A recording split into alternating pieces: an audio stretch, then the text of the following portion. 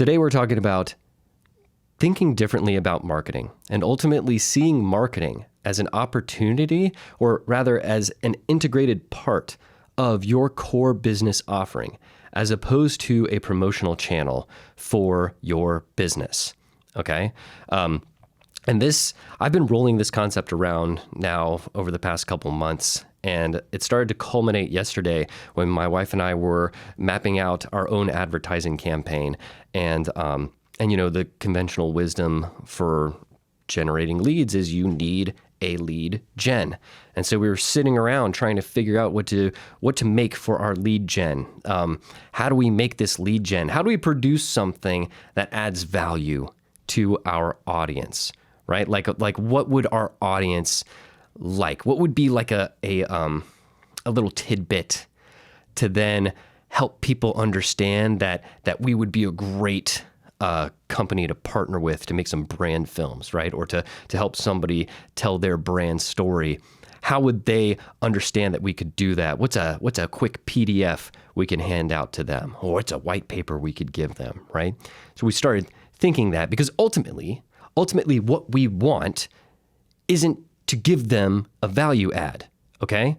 What we want is their emails, right? Because that's what people tell you need. You need the emails to put them on the email list so you can email them and then sell them stuff, all right? How many of you honestly enjoy giving your email away for something that sucks? What we ended up doing in our meeting was ultimately we were having a meeting about how do we create something that sucks, but trick people into thinking it's great. So that way they'll give us their email addresses so we can hopefully sell to them later, right? We're not thinking about how can we actually create genuine value for them. We were thinking about how do we make a carrot? How do we make a carrot that we're able to dangle in front of their faces that will lead them to us? How do we craft cheese that we put in our marketing mousetrap, right? And we realized that we just kind of threw the whole idea of creating a lead gen out the window because it didn't make sense for us, right? And then we started realizing that we weren't actually thinking about creating genuine value for you, ultimately. We weren't thinking about creating genuine value for our audience. Like, we were just creating a bait and switch, but tricking ourselves into thinking that, no, but we're giving them something valuable.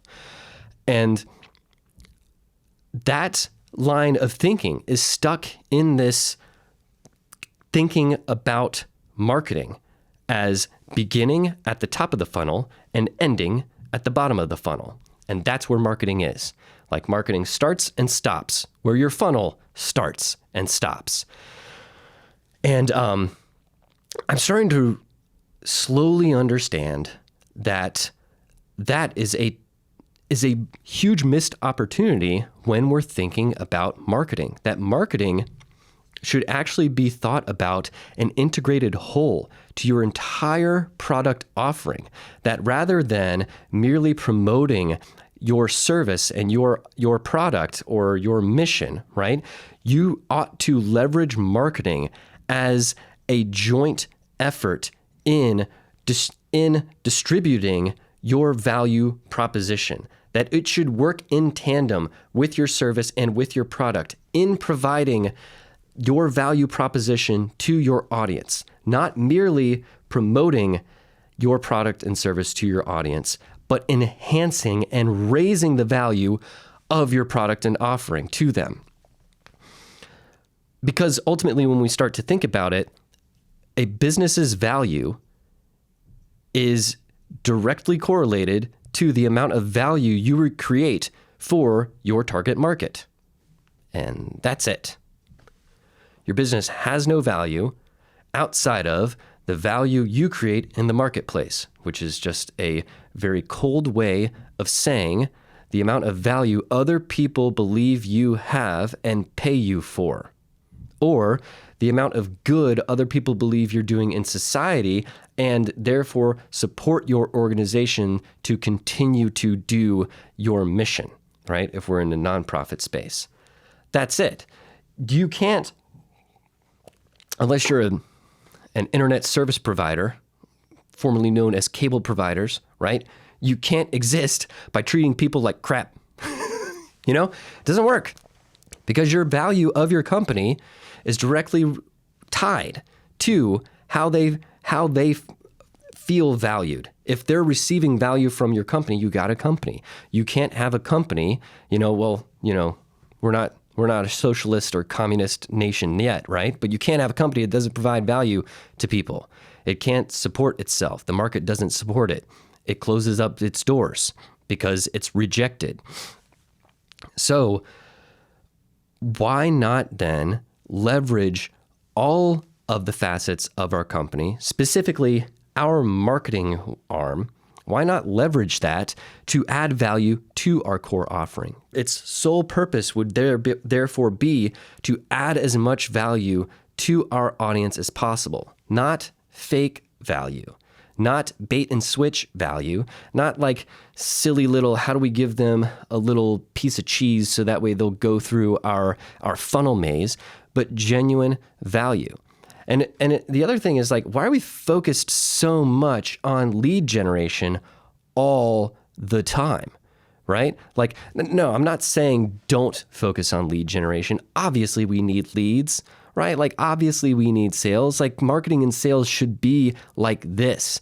They really need to work hand in hand. Like, marketing ought to make the salespeople's job easier. But if you study salespeople, you understand that they have long-lasting accounts that they develop because they've poured into a relationship with their account, right? They've poured into a relationship with that person. They've become business friends, right? Maybe even have become genuine friends. And that's why they'll have business relationships going on several decades, because they understand that business is relationship. So if that's what's going on, and marketing and great advertising ought to be salesmanship at scale, then shouldn't great marketing and great advertising also approach their work with that same mentality of, we're just here to try to establish a relationship with our audience and then pour into them. And so, yeah, in a sense, I'm talking about customer retention.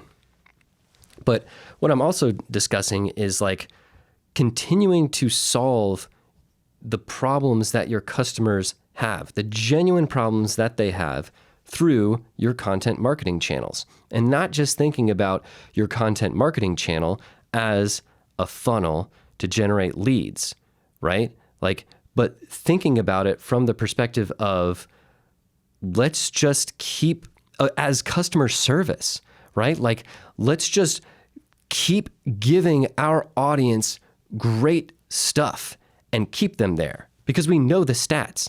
We know that it's 5 times more expensive to get a new lead than it is to get a current customer to buy from us. All right. We know that. Hold on. I looked up some stats before I did this. So just a 5% increase in spend into customer retention will result in a 25% increase in profit. Okay? That's crazy. Where's the other one that I thought was really awesome? The probability of selling to a current customer is anywhere from 60 to 70% probability, as opposed to a new customer where it's within 5 to 20%. Okay? New customers are also more likely to buy new products and new offerings because there's already that established level of trust. This has always been frustrating to me, why I'm always picking on cable providers and internet providers, but like, come on. Like, that's like the worst. I don't understand how this not a monopoly continues to go on. It's ridiculous. Anyways,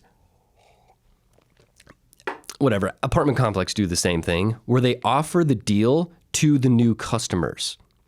And they never offer the specials to your current customer base, which makes absolutely no sense because you're not investing in customer loyalty. What you're doing is you're incentivizing churn. That's what you're doing when you're offering deals to new customers. When you're just focused on leads and getting new leads, and that's where your mind is, and that's where your marketing power is, you're incentivizing churn. And you're incentivizing a churn culture, right? And rather than thinking about it from the perspective of, yeah, we should be investing in this relationship and making sure that we're actually reinforcing our value proposition with our marketing all the time.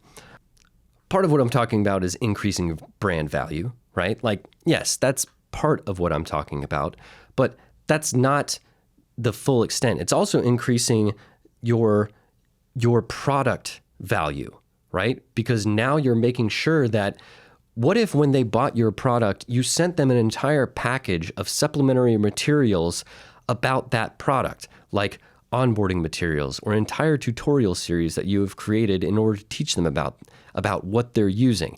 For example, let's just say this microphone. Say when I bought this microphone, Shure sent me an entire digital packet that was like a not just this crappy printout like quick start stupid guide, but what if it was like an actual really cool infographic? What if it was like a couple really useful tutorials about mic placement and mic technique? What if it was even like a Trello board framework of how to think through a podcast workflow, right? Like, that's what I'm talking about. And then inside of your newsletter, you're constantly putting stuff out. I even feel like a lot of times newsletters even become checkboxes. Even companies that are like, okay, we're going to provide education, they're like providing the lowest common denominator education for their audience. There's a lack of respect for audiences, for the people you're selling to. That doesn't make any sense to me. I don't understand why there's such a proliferation of a lack of respect for your target audience, who you're trying to serve, right? Like, don't we have better data about who we're actually like talking to here? You know, like all the tutorials you'll find in an Adobe email, in their newsletters, right? Like, they're supposed to be serving a professional corporate audience, and yet they're just giving you beginner tutorials all the time, right? It's like people want something that they can sink their teeth into. This is why YouTube influencers are just blowing up, right? Because there's such a lack of boldness within these organizations to understand to use marketing to actually enhance the value of their product offering. When we change our mind, when we start thinking from this perspective, inevitably what we're going to be leveraging is word of mouth. Not for the goal of leveraging word of mouth, but it becomes an inevitable outcome of that deep relationship that we formed with our audience because they know that we genuinely care for them, that we're genuinely trying to create actual value for them. Something that is tangible, that's useful. They really feel that bond and that trust, and they feel cherished because we do cherish them, because they are the ones out there supporting us, because the only reason we have value is because they value us. Therefore, it's imperative that we continue to give them value. And in a way, what we're doing is we're investing in our brand value in that sense. And the benefit of that is as we invest in brand value, we grow our own pricing power because those two are connected. People are much more, because people can feel that. The more value you're given from an organization, it feels, if you're given significant value, you feel like you should be paying significantly for that, right?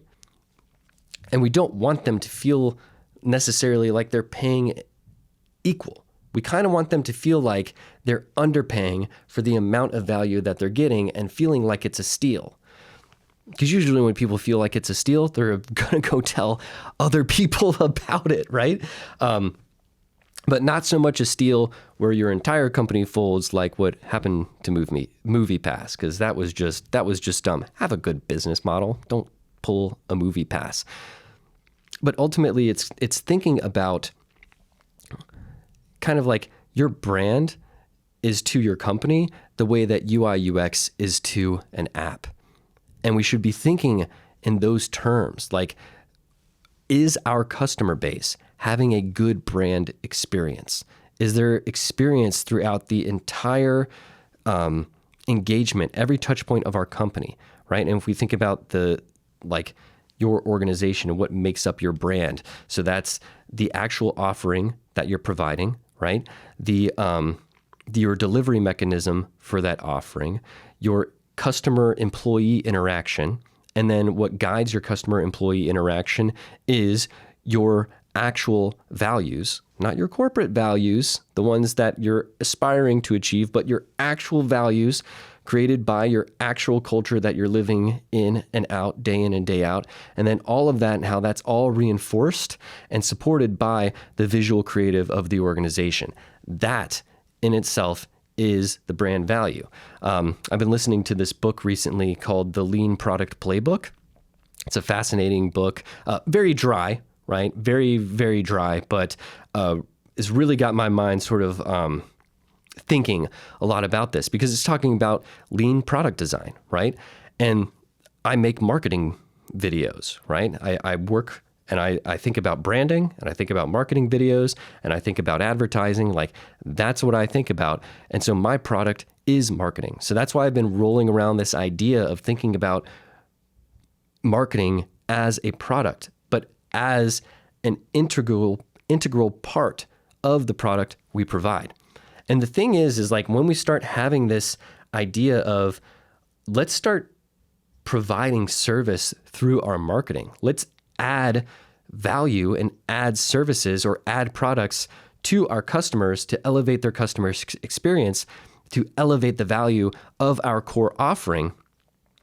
When just kind of talking about that, it's like, man, where do we even start with that? Well, it's pretty simple. What is the value proposition of your core service? Okay? Like, what is the market, the value that you're creating in the market? What is the problem? Who is your audience? And what problem do you solve for them? And now continue to solve that problem with your marketing material.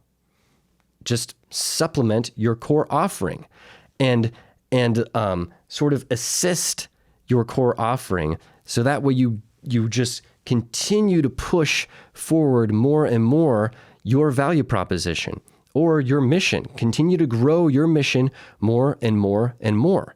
And the beauty about approaching marketing this way is marketing starts to become R&D for unique value adds. Like, you can actually start to use your marketing as R&D for different product offerings. You know, like it's your little test run. And if you get a bite somewhere, now you know to invest more money into that area and to probably create a product in that area that then continues to develop that little test that you did with your marketing content.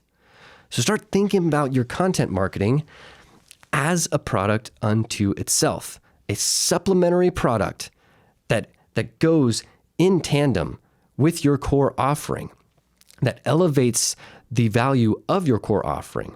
It elevates your customer experience. It elevates your brand value. But also what you're doing is you're testing out unique approaches to delight your customer base. And since you're already having to spend on marketing anyways, right, that this now becomes your R&D section, where you get to create the minimum viable product in a marketing context, right? And then realize, hey, this is probably something we should now step into and now move into. All right. Hope that was helpful. Hope that gave you guys something neat to start to think about. And I hope that encourages you to rethink how you're currently approaching marketing. Are you only seeing it as a promotional pathway? And if that's the only way that you've been seeing it, maybe you should start thinking about it as, hey, let's sit down with our team now and let's reevaluate like how can we start to add value to our customer base? How can we start to provide and solve their problems for them in unique and delightful ways? All right, as always, you can reach me at McNabb_storytelling on Instagram. Ask any questions, just send me a DM. We'd be happy to talk to you, and I will see you in the next one. Take care.